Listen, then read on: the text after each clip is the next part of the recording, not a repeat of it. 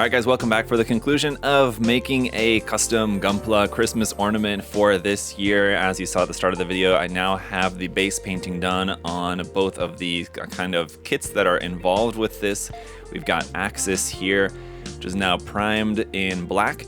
And then I'm going to be doing a Max Watanabe style painting on this. Well, it's like I feel like it's hard to say that there's like really much of a painting style to just this tiny little like rock. Basically feels like I'm painting, but yeah, so I've got the base painting on this. I'm then going to hand paint some different browns and grays over the top of this to give it its kind of space axis look. As for the new Gundam, the entire kit has now been airbrushed in white, as that's the main color of the mobile suit, and so it just made the most sense for that to be the color that I just kind of spray everything in. I'm not going to be doing any more airbrushing. That would involve like some very tiny masking, and I'm just not going to bother with that. I'm just going to be hand painting the rest of the colors here for the new Gundam. But before we do that, I am going to panel line it. So typically, panel lining is something that you would do after all like your base painting is done, but panel lining is going to be helpful to me in this case because it's basically going to provide an outline around all of the shapes. So then when I go to hand paint it, I'm basically just kind of painting in the lines, sort of like a coloring game, sort of, right? So I'll be panel lining the entire kit now, and then doing my hand painting and all the details, and then panel lining some sections probably again after that, just to kind of accentuate some of the panel lines if needed, and just kind of wherever that might be necessary. But let's go ahead and get started. I'm gonna keep the parts on the clips too, just to make them easier to handle because they're so small. It's gonna be kind of difficult to handle them without getting paint or whatever all over my hands.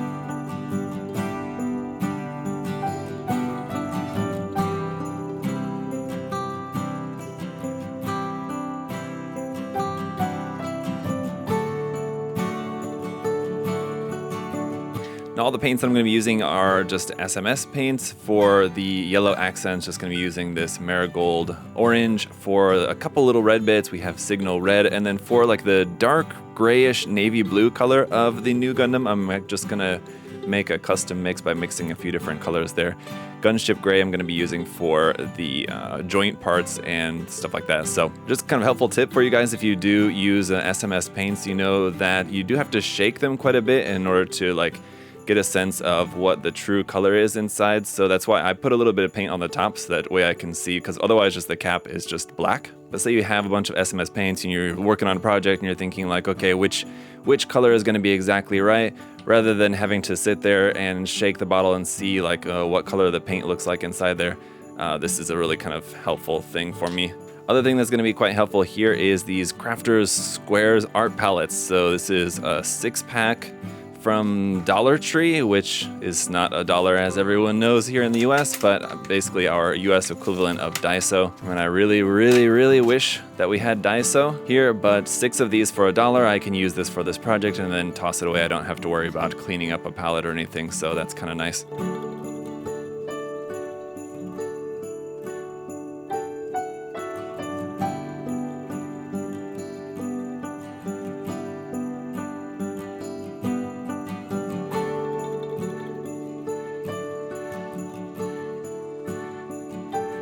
Okay, so now all the base painting is done. The dark blue kind of color for the new Gundam, I went with a little bit lighter color, and it still looks a little bit messy. Now the next step of doing some panel lining over it again will help to just kind of fill in the lines between the colors to make that look a little bit sharper. And there is also something else that I want to do with the actual ball, the ornament.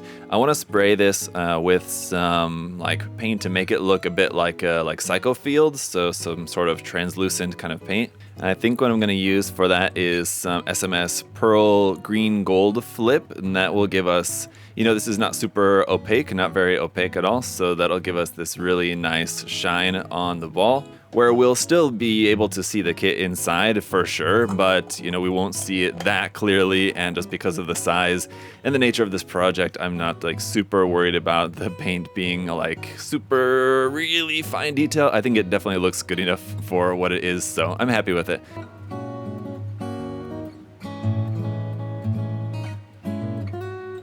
All right, everything's all painted and I'm not happy with this result. So spraying that green gold pearl coat on this, it just made it too opaque. You just can't see the Gundam well enough. I was hoping that you would still be able to see it, like, and I did spray it intentionally like a little bit more here on the sides and the back, just so that it was coming out like looking pretty green. And I left it like a very light coat here on the front. I mean, as you can see, just really can't see the Gundam well enough. You can sort of, but I feel like it's kind of a waste all the work I put into painting the Gundam itself to not really be able to see it that well. So I went out and got another ball, and we'll have to just start over on that. Now, pretty simple. I already know like where I need to make the cuts and where I need to drill the holes, so just basically need to just do that here on this one. And I do like how this looked. I just painted gold here for the actual like little top part where the hook attaches onto. So I'm just gonna basically recreate that and just leave the ball clear. I think will probably be a better bet. But anyway, here's another look at just what the Gundam is going to look like.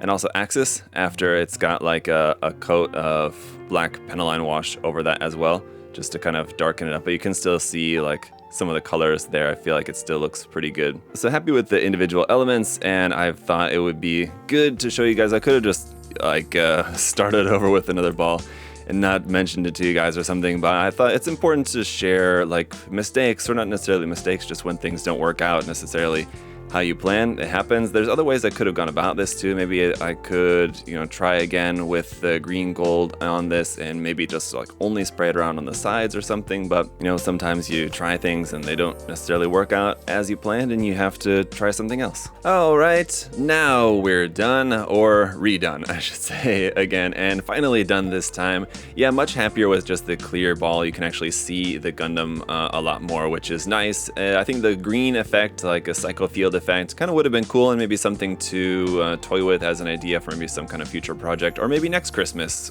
maybe doing something with like something from 00. Although I'm not aware of any miniature kits like this, mini Gunpla kits of anything from Gundam 00. I'm sure I can find something. It might be a kind of a cool idea to play around with. But that's gonna do it for this year's episode of Custom Gunpla Christmas Ornament. What are we gonna do next year? I don't know, but it's a cool new tradition. I like doing this now for the second year in a row. Hopefully you guys enjoyed watching. If you missed the first work in progress video, you can go back and check that out. But thank you guys so much for checking out this video as well, and for watching all the videos, any of the videos. Thank you guys so much for all of your support.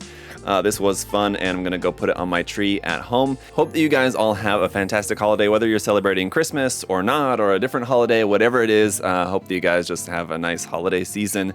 And if you're with your friends, family, whatever, you know, hopefully you guys have a great time. So I'm gonna be with my family, and as a husband and father, and if any of you guys are as well, I mean, you can relate, whether you're a husband, a wife, a mother, or a father, or whatever the case may be.